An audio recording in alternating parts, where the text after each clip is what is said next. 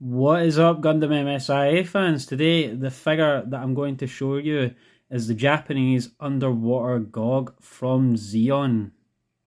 The GoGG is one of Zeon's underwater mobile suits. Not one of the strongest, but one for more like deep dive than the other ones. So like the Zoc or the Eye Guy are just more for like traveling underwater. But this can like go down even further. Like this is made to go down deeper under the water, especially the blue submarine GoGG. Now, if you've watched my video on the blue submarine GoGG, you will know that that one is the most desired out of all the GoGGs from Gundam MSIA because that is the most expensive USA figure, the blue GoGG, and it is only exclusive to USA, unlike the yellow Japanese one, and there's a yellow version of the USA. The USA yellow version comes with like the Zeon logo, re-red bits, no panel lining, and obviously like the beware symbols on it that children shouldn't be like eating these or putting them in their mouths.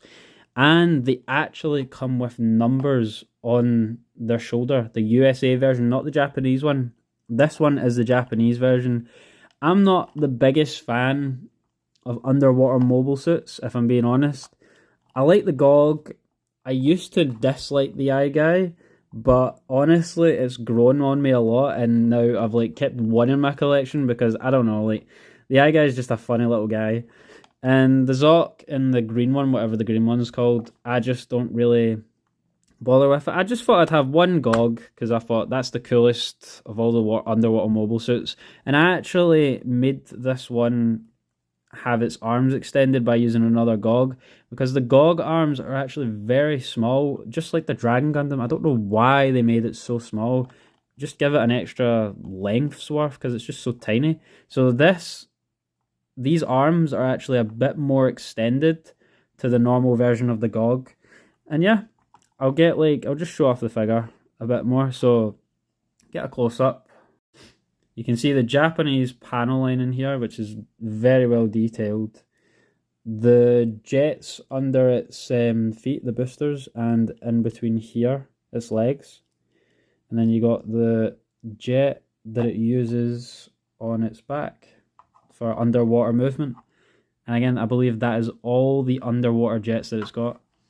The one, well, I mean, I guess it's got 3 blasters actually. So it's got a missile launcher on its head, which is in the figure. Then I believe these are missiles. I'm not 100% sure. Somebody tell me in the comments below if they're missiles or not. And I think these black bits are actually lights, so that to help see you underwater when you're like deep underwater. So like again, these are made to go really deep in so they don't get like crushed by the water pressure. So that's what these are made for. I don't know why, to be honest, why they needed deep sea mobile suits. Like most of the battling was done on land and space, but I guess there was some underwater stuff happening. I just don't know. And yeah, what else? And its arms, they're really good. Like the movement of this is fantastic, to be honest. And its body, right. So you can actually take this off, but I wouldn't recommend it because see, once you take this off, the figure becomes a lot looser and it's easier to take off. This isn't so bad. It like comes on, goes off most of the time. Right, now I'll get into the articulation of the figure. Well, this can go a full 360, but then you've got to clamp it back down again. Its arms can go a full 360. Its wee joints, every joint, there's a movement here. Every joint, it's like a wee snake. There's always a wee movement. And my favourite part about the figure, the claw. That's a wee Disney joke from Toy Story. But apart from the thumb, each claw can move. Right, let's get a wee close up actually.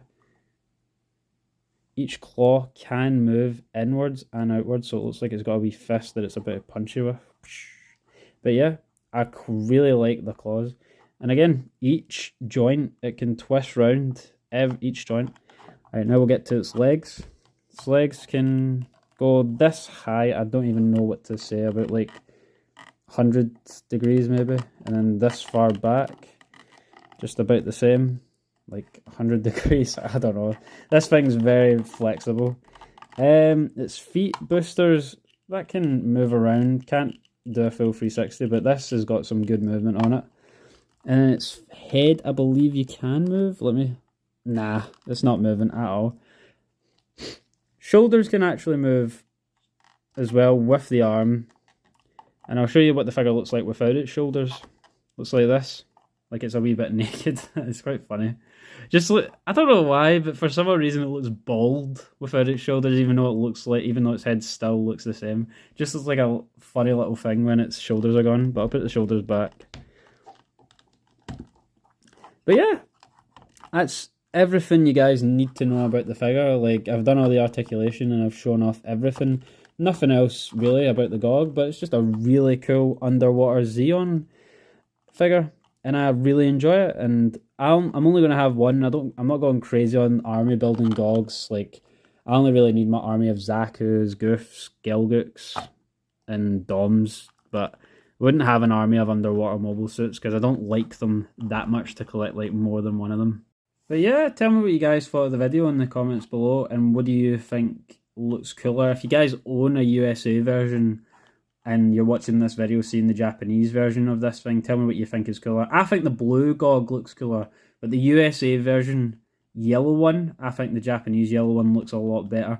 But aye, thanks for watching this video guys, and as always, don't forget to subscribe, comment and like the video down below because it helps the algorithm, and if you don't, this GoGG is going to drag you underwater. See you guys later. Bye.